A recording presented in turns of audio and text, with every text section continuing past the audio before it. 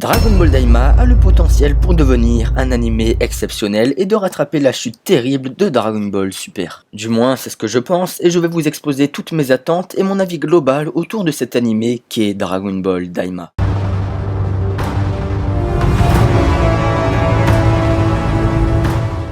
Premièrement, parlons des animations qui promettent d'être spectaculaires. En effet, l'animé sera dessiné par le grand Akatsuru, le même qui faisait les dessins dans Dragon Ball Z. Et d'après ce qu'on a vu dans le trailer, il n'a pas du tout régressé et l'on retrouve cette subtilité dans les traits des personnages. Ce qui est juste incroyable et qui a fait monter la hype dans tous les fans de Dragon Ball au fait de revoir les anciens dessins de Dragon Ball Z. De plus, je sais pas vous, mais je trouve que les animations ne sont pas du tout mauvaises. Alors je pense pas qu'elles soient au même niveau que le film Dragon Ball Super Broly, mais elles sont bien meilleures que celles de l'animé Dragon Ball Super. Donc en soi, je suis vraiment satisfait. Et je sais pas vous, mais moi, je suis trop hype de voir les combats mélangeant le style de Dragon Ball Z avec les dessins et le style de Dragon Ball Super avec des animations plus modernes. Mais malgré tous ces points positifs, j'ai une grande attente.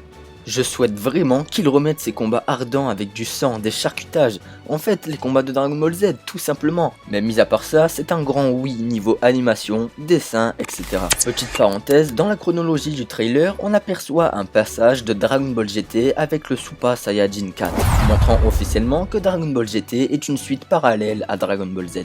Et le fait de voir le Super Saiyajin 4 est-il un message comme quoi cette transformation sera réutilisée dans Dragon Ball Daima, sachant que toutes les Z-Teams sont redevenus petits et que ça fait pas mal écho au début de Dragon Ball GT. Mais après, je pense pas vraiment que Dragon Ball Daima vont faire un copier-coller du Super Saiyan 4.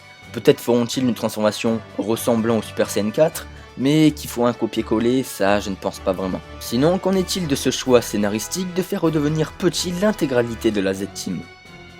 Eh bien en écrivant la vidéo, je me suis dit que Dragon Ball Daima c'était une genre de fusion de tous les Dragon Ball, c'est-à-dire qu'il réunit Dragon Ball premier du nom, car Goku et ses amis seront devenus petits, et ça rajoute d'ailleurs un peu de nostalgie. Aussi un mélange de Dragon Ball Z, car les dessins et scénarios devraient beaucoup se ressembler par la participation de Nakatsuru et aussi de Akira Toriyama, qui sera d'autant plus impliqué. Un mélange aussi avec Dragon Ball GT, car Goku est redevenu petit, et un mélange avec Dragon Ball Super parce qu'on aura le droit à des animations modernes.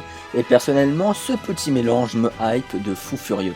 En espérant aussi que si toutes les Z-Teams sont redevenus petits, c'est pour en remettre certains au premier plan. Comme Yamcha, bien qu'il ait une puissance complètement dépassée, il pourrait servir à des fins plus utiles.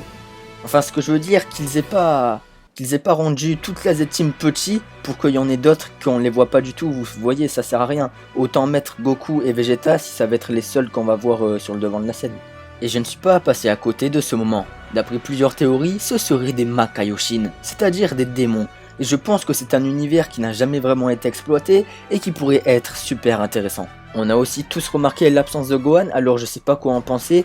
Peut-être justement il est pas là parce qu'il va avoir un rôle très important, peut-être il a été enlevé, ou peut-être il était tout simplement pas présent à cet anniversaire parce que en regardant le trailer on dirait qu'ils étaient à une genre de fête comme au début de Dragon Ball Super. Mais voilà, en tout cas j'espère sincèrement que Gohan aura un rôle important, au moins que Goku, Vegeta et Gohan soient exploités au même niveau, vous voyez. J'aimerais vraiment que Gohan, et c'est un peu l'avis général, on aimerait tous que Gohan soit mis au premier plan. Bref, toutes les cartes sont en main de la Toei et de Akira Toriyama, les animations sont incroyables, le monde des Makaioshin est un univers fascinant, et si le scénario est digne de Dragon Ball Z avec un véritable enjeu, il ne fait aucun doute que cet animé sera légendaire.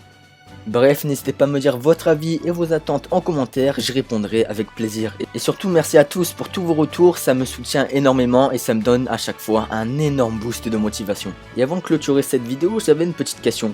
Selon vous, Dragon Ball Daima va se passer après la victoire de la Z-Team sur Kid Buu, ou alors est-ce qu'il se passe après les événements de l'arc tournoi du pouvoir? C'est une vraie question que je me pose, donc n'hésitez pas à me dire quelle est votre théorie sur ça, si ça va se passer après l'arc Buu ou après l'arc tournoi du pouvoir. Personnellement j'aimerais que ça se passe après l'arc Buu, au moins on reprend les bases avec un bon Super Saiyan 3 et pas avec Super Saiyan Bleu, Ultra Instinct, Kaioken. Bon, je pense que ça serait plus clean pour l'anime. Sur ce je vous dis bye